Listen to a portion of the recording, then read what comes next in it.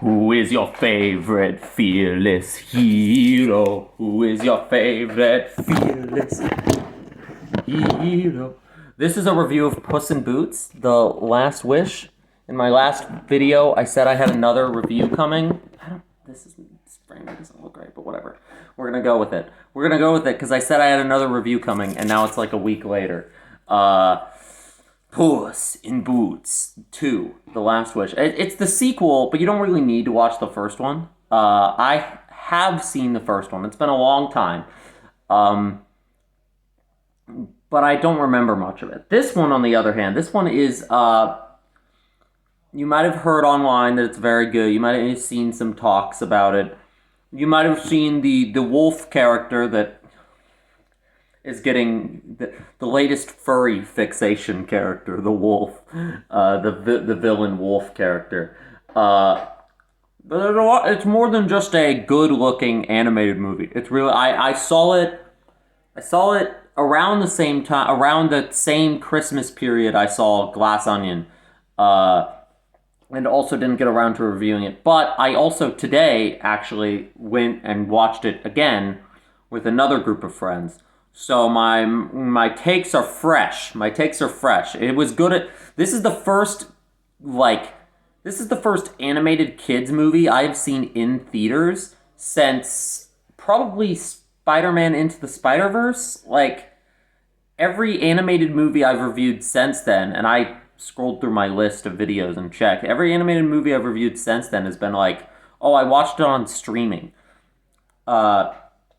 So going out to the theaters to watch a kids movie, I mean, it's got to be worth it. It's got to be worth the theatrical visit in an era where, I mean, Disney just dumps their kids movies straight to streaming, but that's a whole nother discussion. Puss in Boots, The Last Wish. I liked it so much, I watched it twice. It's really, people have been hyping it up on the internet, but it really, and I don't want to overhype it, because I'd say, like, it's not like the best. It's not like, oh, the best movie I've ever seen. It's plot, when you get down to it, when you get down to the basics of what the plot is, it is Puss in Boots and friends and a bunch of other characters in a race, essentially, to get this magic wish star MacGuffin thing. And in the process, Puss learns to, like, face his fears and all that. And so it's not like, I wasn't sure what to expect going in, because it had been hyped up, and I was like, okay, I'll give this a shot, I'll go see it the first time. And the first time I came out with I came out with a very positive impression. I was like, wow, that was a really good kids movie. Like, I enjoyed that a lot. I wasn't sure this time, going a second time today, whether I would like it more or less on a second watching. Definitely one of those ones where you go and you watch it again and you like it more. It just has such a... first of all, it looks great. I mean, that's obvious. That was obvious from the first trailer for the movie. It takes animation techniques used in, like, Into the Spider-Verse and some other recent animated movies and applies them really, really well. It has this great, like, painterly fairy tale book come to life kind of fairy tale comic book style that just looks gorgeous. And it doesn't just look like it's using the Spider-Verse style. It has its own distinct art style that will age a lot better than the art style of, like, the Shrek movies and Puss in Boots. I watched the four, and speaking of the Shrek movies, I watched the 4 Shrek movies back in 2019. I did a marathon of them all and did a video about them. I'll put a card or something. But I have not rewatched the first Puss in Boots since I was like 12 and it was in the movie theaters. And I don't really remember much about it. But this movie does not really require... There is Puss, and there is his love interest character is a character from the first movie, but they established their dynamic very quickly as like, oh, they were ex-lovers and ex-partners in crime, and they had a falling out, and now they're not enemies, but, like, they don't trust each other anymore, and that's like gonna be the arc they have. And that is established very quickly, and it's established well enough that you don't need to watch the first movie, which is good because I don't know, I remember being kind of mid, but this movie's not mid. This movie's really good. I've been talking for 5 minutes and I haven't even gotten that much into why it's good, because there's a lot more that it's more than just the art style and Shrek nostalgia. In a lot of ways, this movie feels like it was made not for like little kids. It feels like it was made for the audiences that grew up with the Shrek films and just like generally like 2000s DreamWorks, like earlier animated films. For one thing, there are villains in this movie. This was something the first time watching, I was like, holy crap, wait. But like, we've gone, for the past like basically like 10 years, we've been like devoid of like, the over the top bad guy cartoon villain who just wants to do like evil stuff and be an obstacle to the main characters and is like has fun doing it. This movie has two villains. This movie has two villains that I would say are some of the like best animated best like kids movie villains since the 2000s. Since like a decade ago when kids movies actually had villains. This movie has two of them. You've got the wolf, who's in the marketing and all over the internet, but there's also a character named Big Jack Horner, who is basically, you've got the scary villain and the funny villain. Big Jack Horner is I am evil and I want power, and that's all of my character traits, and I'm just evil for the sake of being evil in a fun, funny way. It's the most like, is this shirt on inside out? It's the most evil for the sake of being evil character that that has been in one of these movies in a long time. I think it is Inside Out, but don't point that out. Who is your favorite fearless hero? That's a song in the movie. Puss sings that song. So basically this movie is about Puss in Boots realizes, and this is all stuff established in the trailer, Puss realizes he is on his last life of 9, because cats have 9 lives. And so he's like, I can't be a fearless hero anymore. I have to retire. Death is coming for me. And then when he finds out about the Wish Star MacGuffin thing, it becomes a chase of like, I'm going to get to the Wish Star and I'm going to wish for more lives. And so because the whole plot is about him like learning to face death and dealing with his fears. And it's like dark. Like when the wolf character first shows up and attacks Puss, there is blood. There is blood drawn. He nicks Puss and there's blood. And I'm like, wait, what? I was like, oh, there's blood. There's blood in this PG kids movie. And then later in the movie, he encounters the wolf again, and it's like he has panic attacks when he encounters the wolf. It's just I realized it the second time it happened. I'm just like, oh, he's just like straight up having a panic attack right now. There's no other way. He's not just like running away afraid. He's like having a panic attack, and his friend character has to like calm him down. The tone is dark in a way that isn't like cheap. It's like it's mature. The tone is mature, and the movie takes all of its characters pretty seriously. And there's a lot of characters in this, because there's Jack Horner chasing after the Wish. There's Goldilocks and the Three Bears as this like crime family, who are probably the least interesting characters of the bunch. I found their story very uninteresting on the first watch, but on the second watch, when I knew where it was going, I appreciated how it added to the themes of the movie a little more, because they have their own whole character arc too. They start out as basically another group of villains, but by the end, they're not like they're helping the heroes.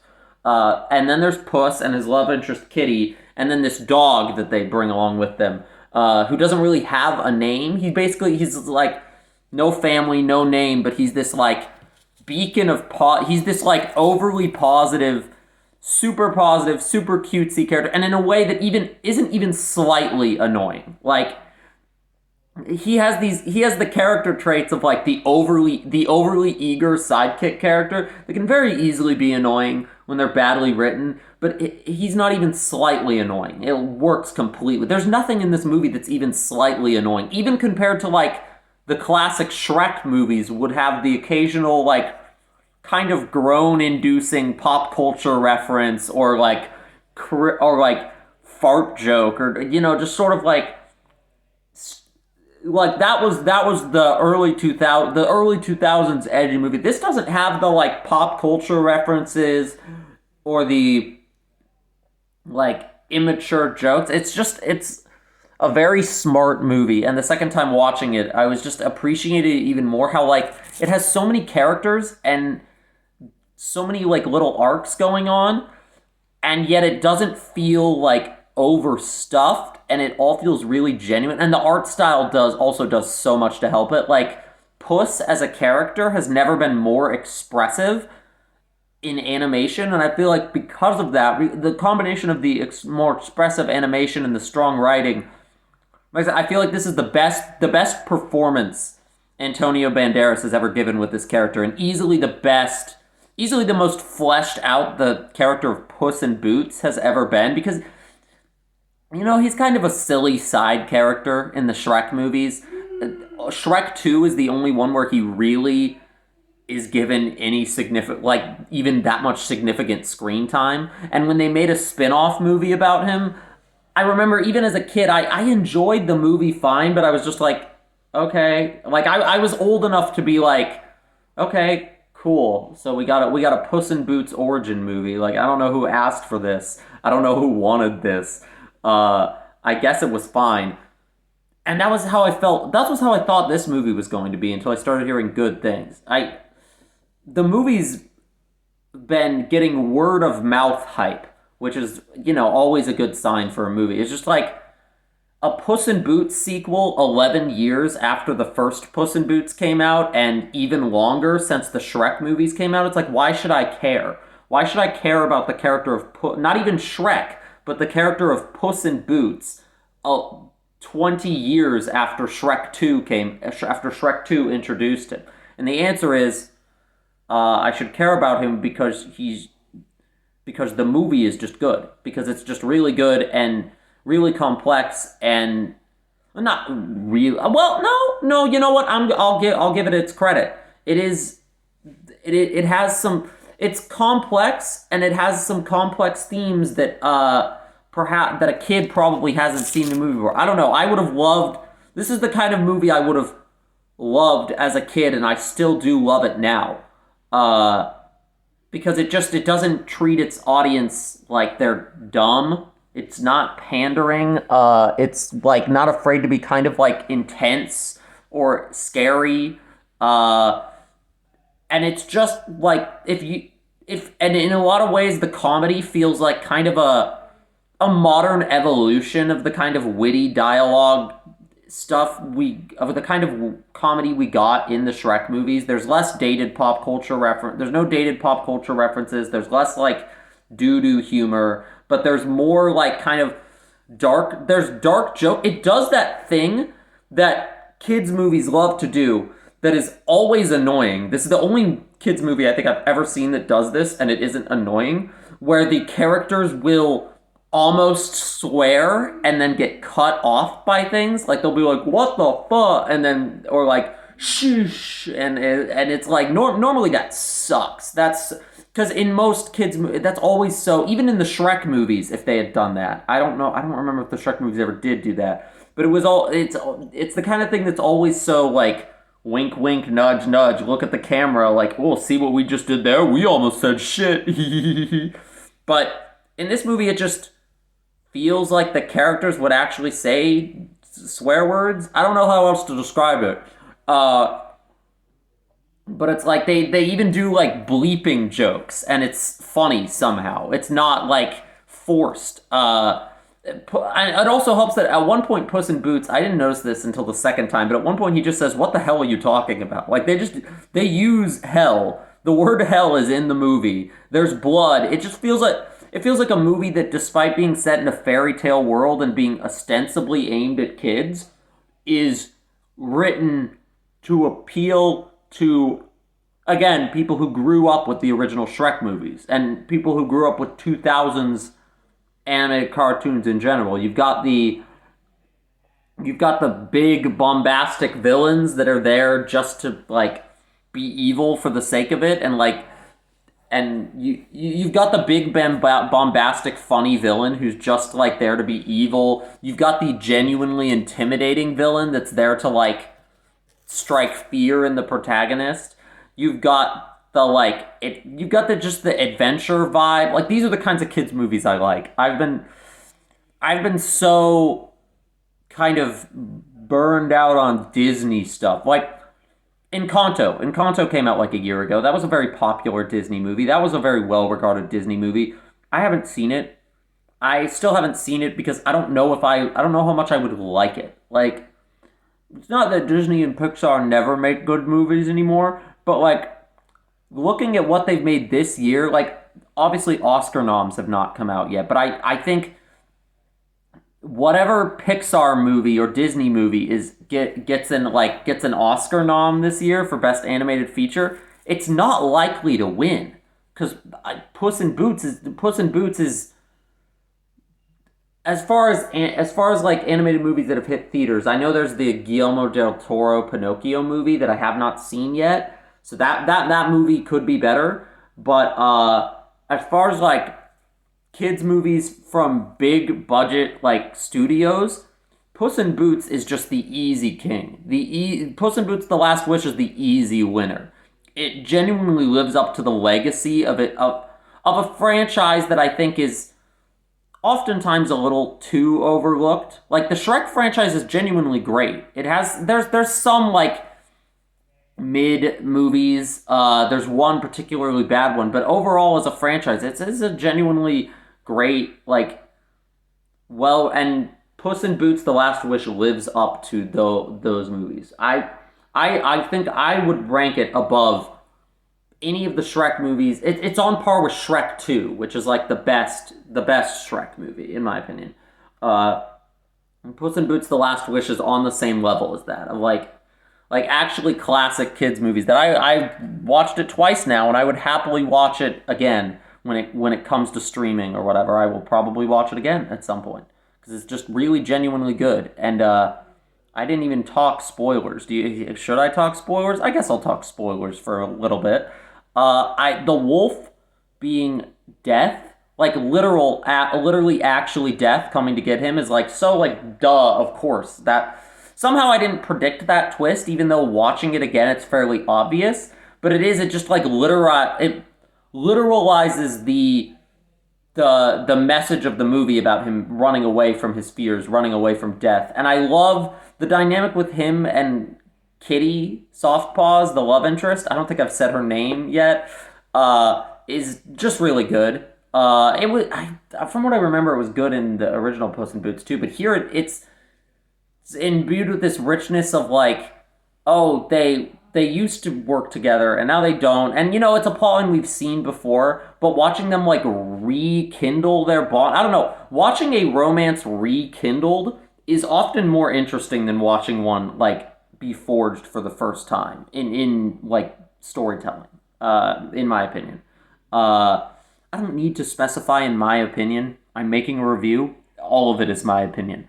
Like their dynamic, and I loved the second time. It was even better. The scene where Puss encounters the wolf for the second time, and he basically has a panic attack, and the dog character is like comforting him, and they talk about how Puss left Kitty at the altar.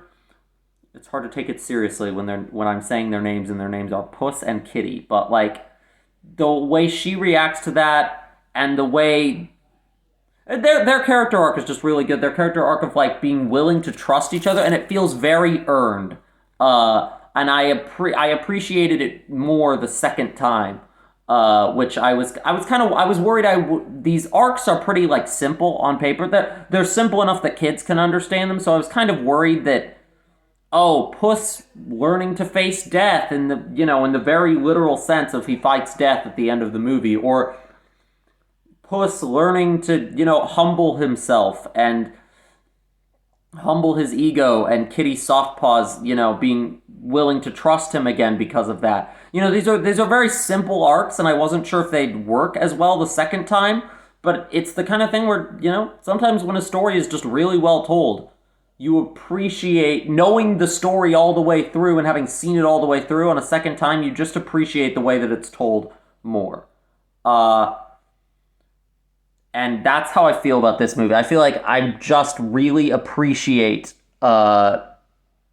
this movie for being the kind of kids movie that I grew up watching, rather than the stuff they're making now, which is not bad, but it's just not all bad, but it's just kind of not for me.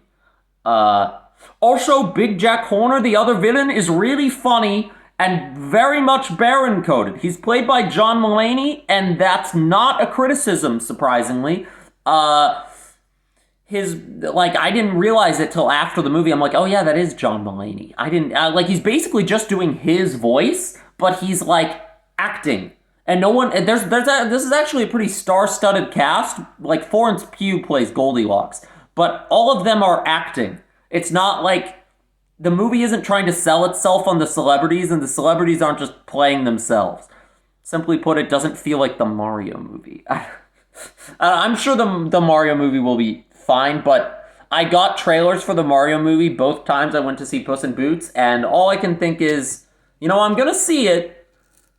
I'm getting really loud. I'm gonna see it, but I don't think I'm gonna like it as much as I liked Puss in Boots: The Last Wish. Seriously, go see Puss in Boots: The Last Wish. Even if it doesn't matter if you've seen the first Puss in Boots. If you grew up with Shrek and enjoy the Shrek franchise, this movie is for you. And it also has a genuinely exciting, well, I don't know if exciting the right, but a genuinely cool like Shrek 5 teaser at the end. The characters take a boat, and it's basically the post-credits scene.